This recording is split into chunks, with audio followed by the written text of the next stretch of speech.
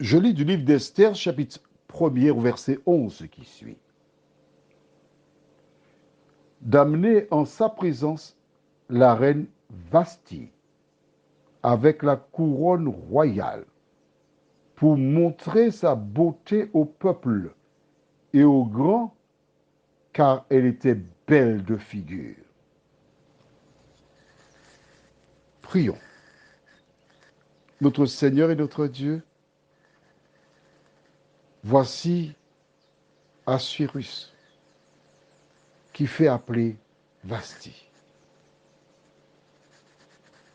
Tandis que nous approfondirons cette référence biblique, que ton esprit nous éclaire dans toute la vérité, afin que nous comprenions ta parole, nous t'en prions, au nom de Jésus et pour ta gloire éternelle.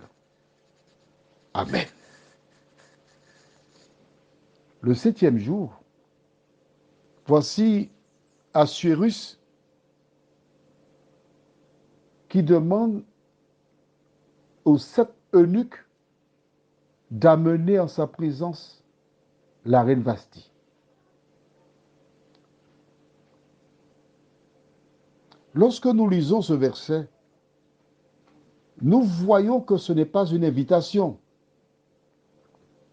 Il envoie 7 gardes du corps pour aller chercher et amener manu militari la reine Vasti. Est-ce une manière de s'adresser à une reine? Non. Peut-on donner un ultimatum à une reine? Je veux que tu mettes la couronne et tu mettes ta plus belle robe et que tu viennes pour que je montre ta beauté aux peuples qui sont là.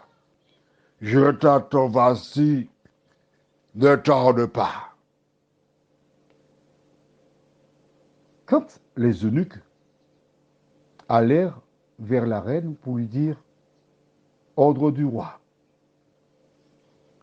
en fait, les eunuques sont des hommes qui étaient près des reines, des personnes qui protégeaient les reines et qui leur donnaient des informations qui étaient nécessaires.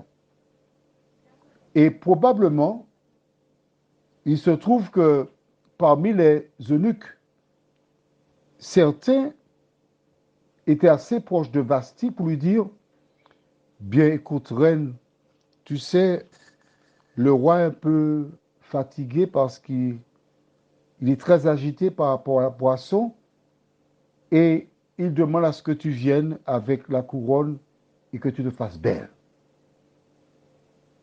Cette femme est une grande dame, Vasti. Elle est reine, certes, mais ce n'est pas une reine de pacotille.